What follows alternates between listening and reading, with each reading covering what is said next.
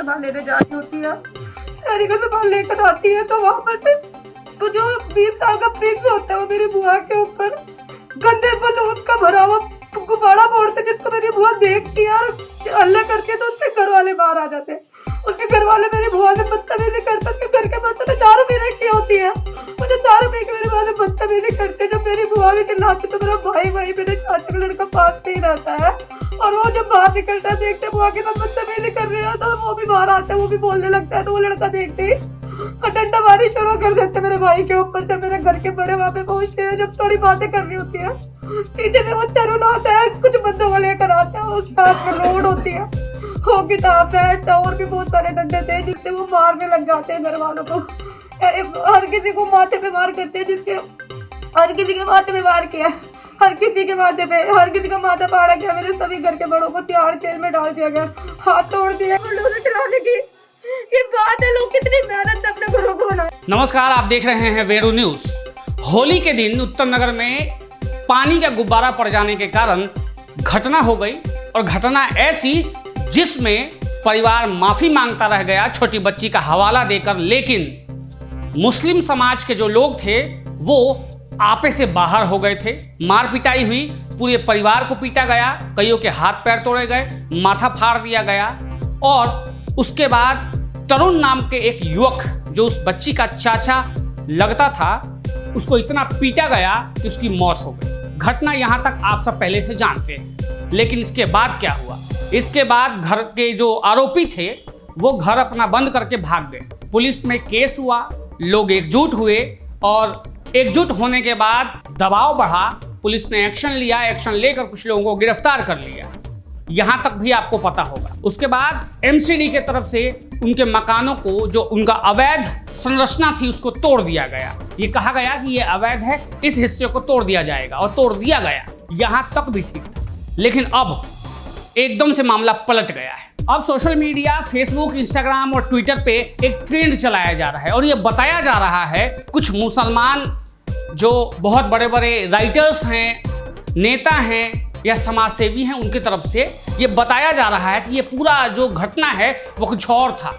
और परिवार की तरफ से भी एक महिला जो मास्क लगा के सामने आई है, वो भी ये कह रही है कि घटना कुछ और थी। घटना क्या है? घटना ये है कि वो महिला जो बता रही है, आपने देखा होगा, वो महिला ये कह रही है कि ये पहले हम लोग यहाँ पे बहुत दिनों से रह रहे हैं, 60 साल हो गए रहते हुए, और ये लड़ाई पहले से चलती आ रही है। उस दिन कीचड़ वाला बलून जो है हमारे बुआ पे फेंका गया, उसके बाद ये घटना बढ़ी, और ये आरोप लगा रही है कि उन लोगों ने इनके भाइयों को, चाचाओं को मारा पीटा, किसी के हाथ पैर तोड़ दिए, किसी का सर फाड़ दिया। अब सवाल ये है कि अगर, जैसा कि ये महिला आरोप लगा रही है, जो मुस्लिम महिला है, वो ये आरोप लगा रही है कि हमारे भाइयों को, चाचाओं को पीटा गया, हाथ पैर फाड़ दिए गए, तो वो लोग थे कहाँ? किस हॉस्पिटल में थे? क्या अंडरग्राउंड कोई हॉस्पिटल है जिसमें वो छुपे हुए थे? उन्होंने क्यों नहीं एफआईआर कराई पहले?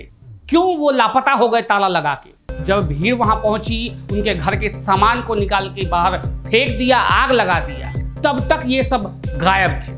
जब बुलडोजर कार्रवाई हुई है, उसके बाद अचानक से ये प्रकट हुए हैं और कहानी को कोई और दिशा में ले जाना चाह रहे हैं। ये आरोप लगा रहे हैं, लेकिन सवाल साथ में ये उठता है कि अगर तरुण के परिवार ने इस महिला जो कह रही है उनके परिवार को पीटा, तो ये लोग कहाँ थे? किस हॉस्पिटल में थे? क्यों नहीं इन्होंने पुलिस में अपने जो शिकायत है वो दी? अब जब मामला यहाँ बढ़ गया है तो ये कह रहे हैं कि एक पक्ष को देखा गया, एक पक्ष को क्यों ना देखा जाए? दूसरा पक्ष तो ताला लगा के गायब था। दूसरा पक्ष भी होता, अपनी बात रखता, भैया देखो हमारे भी हाथ पैर टूट गए, सर फाड़ दिया है, हमने भी एफआईआर करा रखी है, लेकिन नहीं। अब जब उनके तरफ से लोग अरेस्ट हो गए, 7-8 लोग, तब ये कहानी नहीं गढ़ी जा रही है। और ये यही नहीं, आप बीते कुछ दिनों में देखिए, जब सलीम को मारा गया था, उसके कुछ दिनों बाद ही, 1-2 दिन के बाद ही सोशल मीडिया पे एक कहानी लोग लिखने लगे, और वो लिखने लगे कि सलीम जो है उसकी माँ का नाम वरुणा देवी है, कोई लिख रहा है शकुंतला देवी है, कोई लिख रहा है सरस्वती देवी है, और पिता बदरुद्दीन है, कोई लिख रहा है पिता जो है वो अहमद अली हैं। मतलब कहानी लिखो तो एक लिखो ना यार, जिसमें माता पिता एक हो। कोई कहानी अहमद साहब लिख रहे हैं, उसमें सरस्वती देवी माँ बता रहे हैं और पिता बदरुद्दीन बता रहे हैं, और वहीं कोई इम्तियाज़ अली लिख रहे हैं तो वो सरस्वती देवी की जगह वरुणा देवी लिख रहे हैं। भाई किसी एक इंसान की एक ही माँ पिता तो हो सकते हैं ना। अगर सरस्वती देवी और बदरुद्दीन हैं तो वही हर जगह रहेंगे। इसका ये मतलब है कि सोशल मीडिया पे फेक कहानी बनाकर और उस केस को और उस घटना को कमजोर करने की कोशिश चल रही है। ये कुछ जो सोशल मीडिया हैंडलर्स हैं उनकी तरफ से उनके लिए। लेकिन सवाल वही है कि चाहे आप कोई भी कहानी को गढ़ने की कोशिश करें, लेकिन सच नहीं छुपा सकते। सच यही जो पुलिस ने लिखा है, जो घटना हो रही है, और जो सनातन समाज एकजुट हुआ है उसका ये असर दिखा है। वहां पे जिस तरीके से रोड जाम किया गया, पुलिस पे दबाव बढ़ाया गया, आला अधिकारियों तक को वहां आना पड़ा और भीड़ को शांत कराना पड़ा। और उसी का नतीजा है कि आज आरोपित घर में ताला लगाकर बाहर गायब हैं और वीडियो बनाकर मदद की गुहार लगा रहे हैं। कैसी मदद? मुस्लिम भाइयों, आप सब इकट्ठा हो जाओ, हमें सपोर्ट करो। मतलब क्या दंगा करवाना है?